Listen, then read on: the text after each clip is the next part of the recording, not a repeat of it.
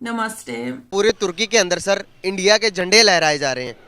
वो कह रहे हैं कि दोस्ती सीखनी है तो इंडिया से सीखें, अगर इंसानियत सीखनी है तो इंडिया से सीखें। तुर्की के आसमान में तिरंगे को लहराता देख हर भारतीय गर्व कर रहा है। PM Modi sent help to Turkey and he sent his praise and wishes. I really appreciate. Thank you so much. अगर इंसानियत सीखनी है तो गाइस वो इंडिया से सीखे। तुर्की के लोग ये क्यों कह रहे हैं? और पूरी दुनिया आज हम पर हंस रही है, बड़ी अफसोस के साथ मैं कहूंगी, भिखारी समझकर धुतकार रही है। तो वहां पर जब इंडिया के सिटीज की वीडियो दिखाता हूँ तो लोग यकीन ही नहीं करते, इतनी डेवलप कंट्री। अच्छा, पेट्रोल इतना महंगा कर दिया कि कोई भूखा सफेद पोश खुद पर इसे छिड़क कर आग लगाने के काबिल भी ना रहे। और मुट्ठी में दबे जो नोट हैं, उस पर छपी कायद की तस्वीर ये सवाल कर रही है, क्या इसीलिए आजादी दिलवाई थी? बात करे जी इंडिया में चल जाएंगे, हम ये कर देंगे वो कर देंगे, अवाम हमारी कुछ नहीं करेगी। मैं आपको अभी नुस्खा लिख के दे देता हूं, अगले 3 मिनट में अगर हिम्मत है आपकी पूरी 13 जमातों की 11 जमातों की हुकूमत में करके दिखा दें, मैं टीवी पे बैठ के टेंड कराऊंगा अगर आपने ये कर लिया तो। कर्ज मिलने पर ऐसे शादियां आने बजाते हैं जैसे कोई बहुत बड़ा मार का सरंजाम दे दिया हो। गाइस जब इतना सब कुछ इंडिया करेगा तो आपको नहीं लगता कि इंडिया के नारे हर तरफ होंगे, इंडिया होगी हर तरफ। दिवालिया की बात करते हो, डिफॉल्ट फाइनेंशियल हवाले से बातें करते हो, आपका तो अखलाकी दिवालिया निकल चुका है इसमें। तुर्की के अंदर भारत के इंडिया के झंडे लहराए जा रहे हैं और तुर्की के लोग सारे घरों से निकल कर इंडिया के नारे लगा रहे हैं। नमस्ते दोस्तों, जय हिंद। हिंदुस्तान स्पेशल में आपका स्वागत है दोस्तों। तुर्की और सीरिया में भूकंप से मरने वाले लोगों का आंकड़ा 33,000 के पार जा चुका है। जगह जगह मलबे के नीचे से अब जिंदगी की उम्मीद खत्म होती हुई नजर आ रही है। वहीं भारतीय सेना मानवता के प्रति अपना फर्ज बड़ी जिम्मेदारी से निभा रही है। जहां पर भारतीय सेना ने फील्ड हॉस्पिटल स्थापित किया, वहीं भारतीय सेना के जवानों ने शनिवार को इस हॉस्पिटल में तिरंगा फहराया, जिसे देखकर हर भारतीय को गर्व हो रहा है। अब तुर्की में हर तरफ तिरंगे की धूम देख पाकिस्तान काफी हैरान परेशान दिखाई दे रहा है। वहीं तुर्की ने एक बार फिर भारत का शुक्रिया अदा किया है। भारत में तुर्की के राजदूत फिराद सुनील ने भारत को धन्यवाद देते हुए कहा, भारत की तरफ से तुर्की को इमरजेंसी में एक और मदद, जरूरत के मुताबिक तुर्की एयरलाइंस भूकंप प्रभावित इलाकों में सामान लेकर जाती है। शुक्रिया भारत। एक बहुत बड़ी न्यूज निकल कर आ रही है गाइस तुर्की के अंदर से। गाइस तुर्की के अंदर तिरंगा को लहराया जा रहा है, गाइस इंडिया के परचम को लहराया जा रहा है और तुर्की के लोग बाहर निकल कर लोगों को ये कह रहे हैं, अगर भाईचारा सीखना है तो भाई भारत से सीखे, इंडिया से सीखे। अगर इंसानियत सीखनी है तो गाइस वो इंडिया से सीखे।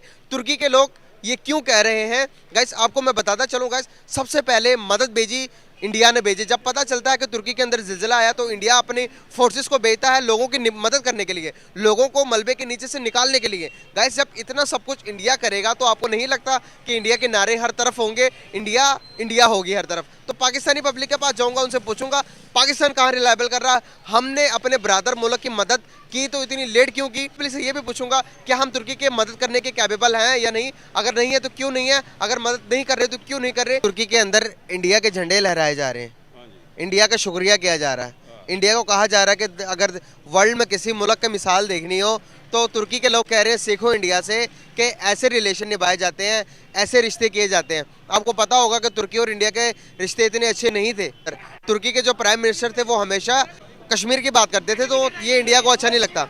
लेकिन अभी के देखें ना, दुश्मनी मतलब कि इतना अच्छा रिलेशन ना होने के बाद भी जब जिलजिला आया तो सबसे पहले इंडिया पहुंचा। इंडिया ने इतनी हेल्प की तुर्की की, क्या कहना चाहेंगे इस बारे में? देखे भाई, मैं आपको सही बतलाऊँ ना, ये हमारे पॉलिसी और हमारे लीडरों की बहुत बड़ी गलतियाँ हैं, जिन्होंने अपने 200 जब पिछली हुकूमत आई 18 वाली, उसने सारे ही रिश्ते हमारे तोड़वा दिए। इमरान खान ने, मैं सही कह रहा हूँ, जो क्यों सऊदी अरब ने उसको मुंह नहीं लगाया, सफारती तरीके से हज करा दिया, ये कर दिया। अब पिछली बार लेडीज आई थी, एक बेचारी इंटरव्यू ले रही थी, वो इंडिया की बात कर रहे जी इंडिया में चल जाएंगे, हम ये कर देंगे वो कर देंगे, अवाम हमारी कुछ नहीं करेगी।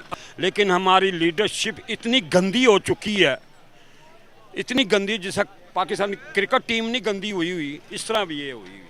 सर क्या हमें वाकई में ही इंडिया के अगेंस्ट होना चाहिए जो कि हमारे पॉलिटिशियन कहते हैं? सुने, हम अलहदा क्यों हुए? इसलिए हुआ कि हमारा उनके साथ कोई तल्लक नहीं है, ना मजहबी तौर पर ना किसी तौर पर, हैं जी। हम क्यों इंडिया के गुलाम बने? हमारे पास खुराक है, हर चीज़ है, हमारे पास इंसानियत नहीं है। सर हमारे पास खुराक है, बिल्कुल है। आज कहाँ है वो? इनको लगा लो, मुझे दो हुकूमत, मैं आपको इनके गोदामों से निकाल के देता हूँ आटा, इनके गोदामों से निकाल कर देता हूँ मैं जो भी चाहिए। सियासत नीरा झूठ है पाकिस्तान के अंदर। जिसने मदीने का कहा था ना, उसने एक आने का काम नहीं किया। मैं बनाएंगे रियासत मदीना। सर हम कहते हैं कि नॉन मुस्लिम जो मुस्लिम नहीं है, मेरी बात सुने पहले, जो कहते हैं कि हम कहते हैं कि मुसलमान अपने वादे के पक्के नहीं है, यहाँ पर तो उल्टा हो रहा है सर। अगर देखें कि इंडिया दुनिया की 5वीं बड़ी मईशत बन गई है, वो कैसे बन गई, और हम यहाँ पर ये खराब है, तो कैसे खराब है हमारे हालात? मैं बात कर रहा हूँ कि उनके लीडर उनको अच्छे मिले हुए हैं, हमारी बदनसीबी है हमें लीडर नहीं मिला। तभी तो इनके नजदीक वोटर की जान से ज्यादा अहम है, और अपनी मरात, तनख्वाहें, पेंशन अवाम को सेहत और तालीम देने से अजीज तर है। इक़्तिदार की हवस कह लें, अवाम की खुशहाली से कहीं बढ़कर है इनके लिए। और पूरी दुनिया आज हम पर हंस रही है, बड़ी अफसोस के साथ मैं कहूंगी, भिखारी समझकर धुतकार रही है। लेकिन बस्ती के मकीन आईना देखने के रवादार नहीं है। कर्ज मिलने पर ऐसे शादियाने बजाते हैं जैसे कोई बहुत बड़ा मार का सरंजाम दे दिया हो। हाँ, तरक्की हो रही है मगर जराइम में, अदम बर्दाश्त में, टैक्सों में, इस गरीब कौम की काबीना में जो शहबाज स्पीड से फल फूल रही है। सियासतदान, सरमायादार, जागीरदार सभी गरीब का खून चूस रहे हैं और बदले में उन्हें आटे, दाल, मुर्गी और दूध के बहरान में उलझाए भी रखते हैं। अच्छा, पेट्रोल इतना महंगा कर दिया कि कोई भूखा सफ़ेद पोश खुद पर इसे छिड़क कर आग लगाने के काबिल भी ना रहे। और मुट्ठी में दबे जो नोट हैं, उस पर छपी कायद की तस्वीर ये सवाल कर रही है, क्या इसीलिए आज़ादी दिलवाई थी कि मुट्ठी भर अशराफिया जो हैं 23 करोड़ अवाम को गुलाम बना लें?